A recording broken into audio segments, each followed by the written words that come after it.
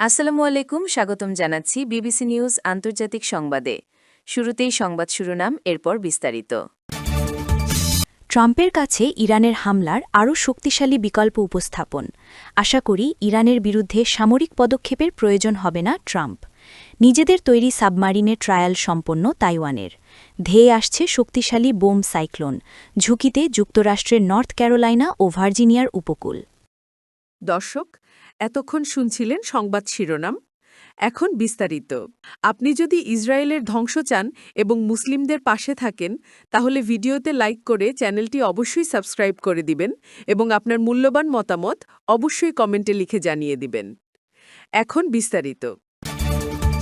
ট্রাম্পের কাছে ইরানের হামলার আরও শক্তিশালী বিকল্প উপস্থাপন।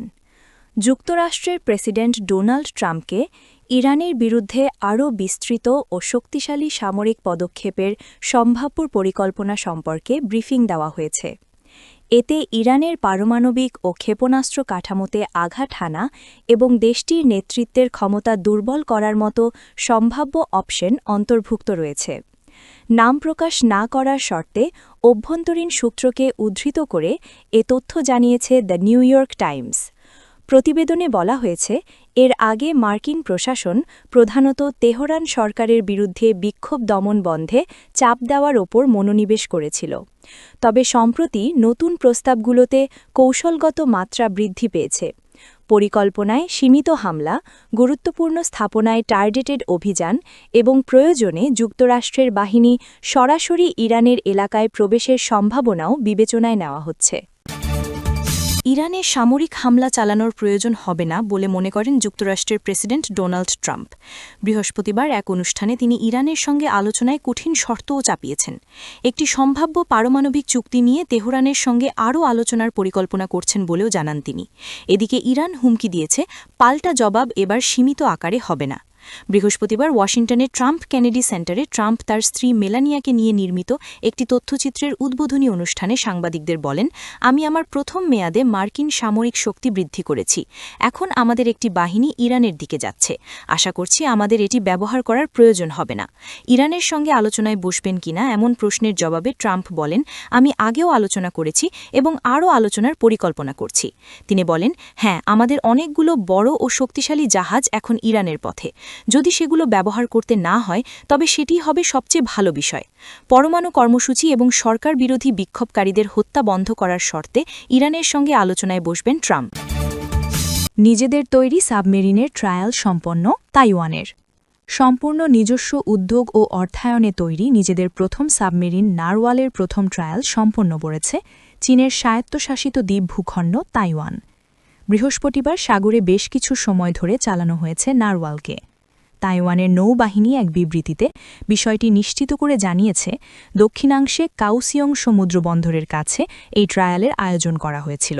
সফলভাবে তা সম্পন্ন হয়েছে। সাবমেরিন কর্মসূচিটি মার্কিন যুক্তরাষ্ট্র এবং ব্রিটেন সহ বেশ কয়েকটি দেশের দক্ষতা এবং প্রযুক্তির ওপর নির্ভর করে তৈরি করা হয়েছে, যা কূটনৈতিকভাবে আন্তর্জাতিক বিশ্ব থেকে প্রায় বিচ্ছিন্ন তাইওয়ানের জন্য একটি বড় অগ্রগতি। নারওয়াল তাইওয়ানের প্রতিরক্ষা বাহিনীর তৃতীয় সাবমেরিন। বাকি যে দুটি সাবমেরিন আছে সেগুলো গত শতকের ৮০-এর দশকে নেদারল্যান্ডের কাছ থেকে কিনেছিল তাইওয়ানের সরকার। সেগুলো এখনও চলছে। ২০২২ সালে প্রথম নিজস্ব উদ্যোগ ও অর্থায়নে সাবমেরিন তৈরির সিদ্ধান্ত নেয় তাইওয়ানের সরকার। তারপর সেই প্রকল্প বাস্তবায়নের দায়িত্ব দেওয়া হয় সিএসবিসি কর্প নামে একটি তাইওয়ানিজ কোম্পানিকে। মোট ৮টি সাবমেরিন তৈরির জন্য সিএসবিসি কর্পের সঙ্গে চুক্তি করে তাইওয়ানের সরকার। ধেয়ে আসছে শক্তিশালী বুম সাইক্লোন। ঝুঁকিতে যুক্তরাষ্ট্রের নর্থ ক্যারোলাইনা ও ভার্জিনিয়ার উপকূল। সমুদ্রে সৃষ্ট শক্তিশালী বুম সাইক্লোন আঘাত হানতে যাচ্ছে যুক্তরাষ্ট্রের নর্থ ক্যারোলাইনা ও ভার্জিনিয়ার উপকূলীয় এলাকায়। ভয়াবহ এই শীতকালীন ঝড়ের প্রভাবে আগামী ২৪ ঘণ্টার মধ্যে যুক্তরাষ্ট্রের দক্ষিণ পূর্ব ও মধ্য আটলান্টিক অঞ্চলে অস্বাভাবিক তুষারপাত, বিধ্বংসী ঝোড়ো হাওয়া এবং উপকূলীয় বন্যার আশঙ্কা করা হচ্ছে। শুক্রবার ৩০ জানুয়ারি সিএনএনের এক প্রতিবেদনে জানানো হয়, শুক্রবার রাত থেকে শনিবারের মধ্যে ঝড়ের প্রভাব শুরু হবে। শনিবার রাত নাগাদ নর্থ ক্যারোলাইনা ও ভার্জিনিয়ার উপকূলীয় এলাকায় তুষারপাতের সঙ্গে প্রায় হ্যারিকেন গতির দমকা হাওয়া মিলিত হয়ে মারাত্মক পরিস্থিতি সৃষ্টি করতে পারে। প্রতিবেদনে আরও বলা হয়, ঝড়টের গতিপথ যদি উপকূলের আরও কাছাকাছি আসে তবে সপ্তাহান্তে নিউ ইংল্যান্ডের উপকূলীয় অঞ্চল, বিশেষ করে পূর্ব ম্যাসাচুসেটসেও তীব্র তুষারপাত ও প্রবল বাতাসের প্রভাব পড়তে পারে। আবহাওয়াবিদদের মতে শুক্রবার রাতে নর্থ ক্যারোলাইনার উপকূলের কাছে ঝড়টির সৃষ্টি হবে এবং শনিবার দ্রুত উত্তরমুখী হয়ে শক্তি সঞ্চয় করবে। আবহাওয়াবিদ্যার পরিভাষায় এ প্রক্রিয়াকে বোম্বোজেনেসিস বলা হয়।